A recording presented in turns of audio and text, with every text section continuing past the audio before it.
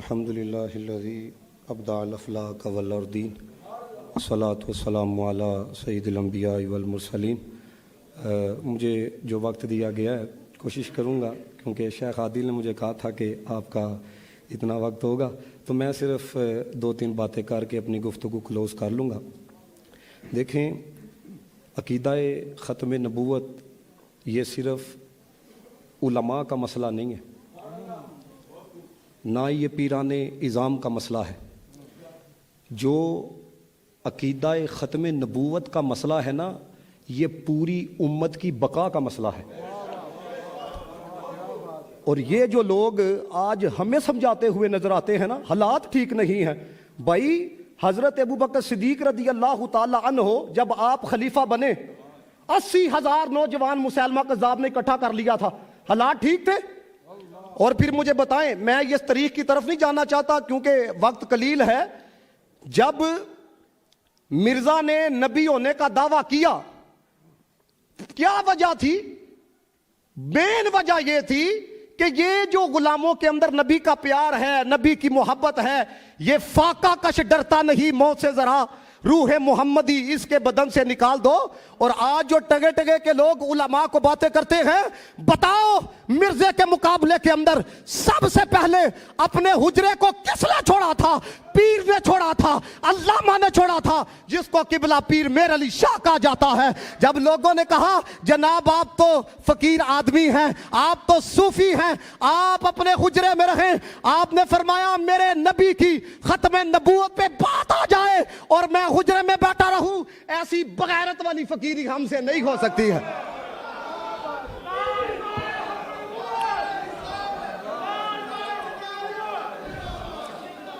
दोस्तों, वक्त में इतनी गुंजाइश नहीं, मैं आगे चलूंगा। मुझे जो जिस मौजू पे कहा गया गुफ्तगू करने के लिए, जब पाकिस्तान बना 1953 के अंदर सबसे पहला मार्शल लॉ भी इसी वजह से लगाया गया था, क्योंकि तहरीक खत्म नबूवत का आगाज हुआ था। उस वक्त जिस मर्द मुजाहिद ने गली गली जाके नबी की खत्म नबूवत का पैगाम दिया, उसको अल्लामा अब्दुस्तार खां नियाजी कहा जाता है। बताओ हालात ठीक थे जब उनको फांसी की सजा दी गई और नवाब अफकालाबाग ने कहा, उसने कहा कि जनाब आप मर्जियों के हवाला से हाथ होला रखा करें, जरा कमजोर और बात किया करें। उसकी मूंछें इतनी इतनी थी नवाब ऑफ कालाबाग की, लेकिन कुर्बान जाऊं मोहम्मद अरबी के गुलाम पर। आपने नवाब ऑफ कालाबाग को कहा तेरी मुच्छा ना गद्दारी हो सकती है, नबी दी जुल्फा ना गद्दारी नहीं हो सकती है। मेरा पैगाम सुन लो बस।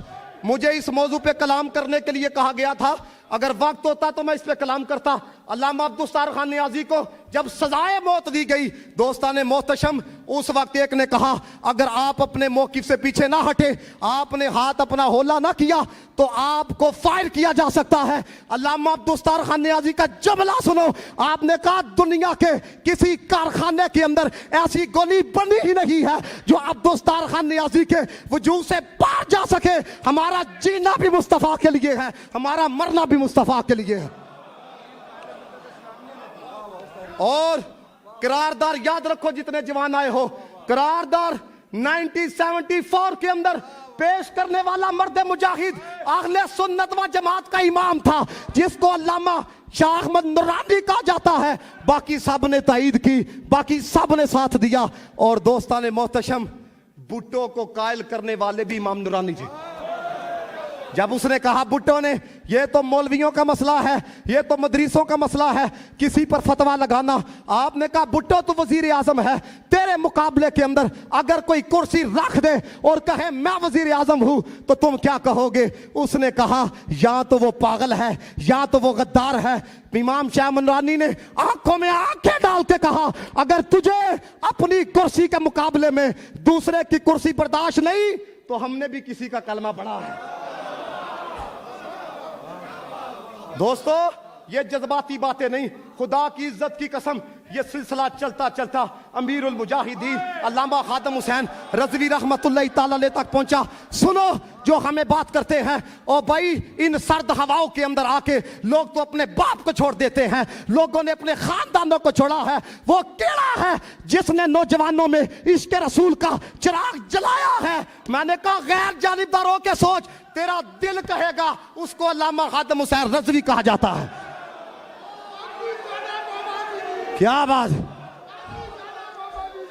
सुनो सुनो मेरी बड़ी माजरत के साथ नारा ओ लवाओ जरा बाबा लो आंदा सी, रहेगा यू ही उनका। सारे बोलो, जिसको शर्म आती है वो सर नीचा करे, बाकी ऐसे पढ़ो, रहेगा यू ही उनका, रहेगा यू ही उनका, रहेगा यू ही उनका। आखिरी बात, आखिरी बात दोस्तों, जेड़ा आखिरी होवे ना ओदे बाद कोई नहीं जे हुंदा। आला हजरत से सवाल हुआ, फतावा रिजविया में मौजूद है, क्या दूसरा मोहम्मद पैदा हो सकता है? अब आपसे पूछो, आप कहेंगे जी नहीं।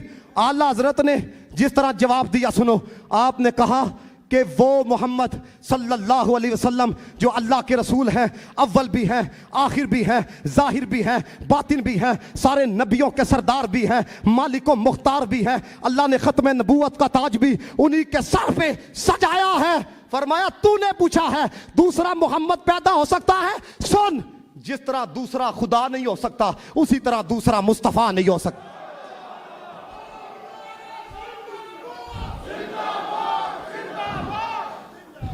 असी कोई लाई लग लोग। जवाब सुनो, आला हजरत ने जवाब दिया और दलील क्या दी? इमाम अहले सुन्नत ने फरमाया इस बात में कोई तरद्दुद नहीं है, कोई शक नहीं है कि हुजूर बेमिसल हैं, लेकिन इस बात पे दलील जो दी कि दूसरा मोहम्मद पैदा नहीं हो सकता। हालांकि दूसरों से भी सवाल हुआ कि क्या दूसरा मोहम्मद पैदा हो सकता है? रब चाहे तो हजारों कर सकता है। मेरे इमाम ने कहा लम याती नजीरू काफी नाजरीन निसले तुना शुद्ध पैदा जाना जग राज को ताज तुरे सरसो है तुझी को शहे दूसरा जाना। लाओ कोई माई का लाल ऐसी वसत के साथ लिखे, यही बोले सिदरा वाले चमने जहां के थाले सभी मैं निशान डाले तेरे पाए का ना पाया। आला हजरत ने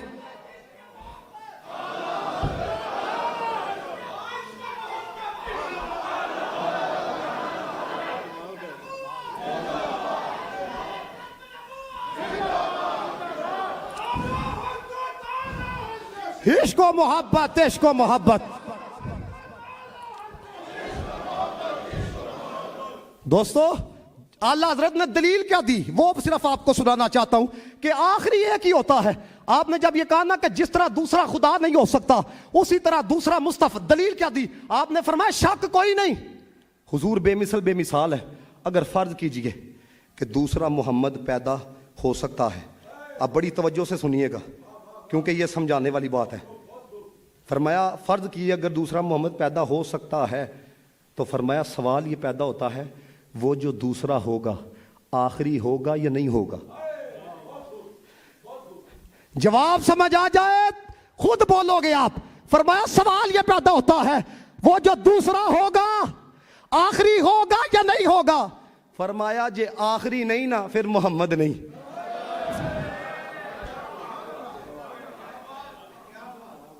जे आखिरी नहीं तो मोहम्मद मुस्तफ़ा नहीं। तो फरमाया अगर आखिरी माना जाए तो फिर हुजूर आखिरी ना रहे और इससे कुरान का खिलाफ लाजिम आता है।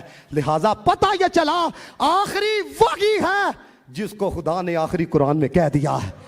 अब कोई उल्टा ये उलमा गुफ्तगू कर रहे थे, मेरे से बड़े बड़े उलमा हैं और मैं तो एक छोटा सा खतीब हूं अहले सुन्नत का, लेकिन एक बात ये मैं करना चाहता हूं, अगर बंदा तहकीक करे ना तो ये मिर्जे को बंदे का पुत्र भी साबित नहीं कर सकते, नबी होना तो दूर की बात। व आखिर दाव अल्हम्दुलिल्लाहि रब्बिल आलमीन। ताजदार खत्म नबूवत।